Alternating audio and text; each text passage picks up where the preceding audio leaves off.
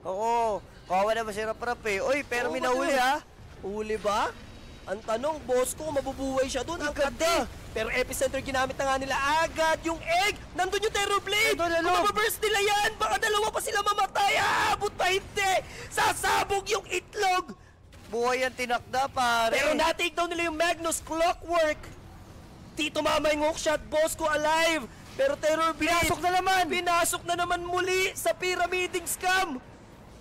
And Baiba committed for the Magnus. Parang Ang sniper, lalim ha? na dito ng talon. Yung sniper delikado. Good stone call from Tims. Double divine Kuku yun. with the lasso. On to Tims. Buyback na rin para sa dalawang core heroes. The Divine is on the deck.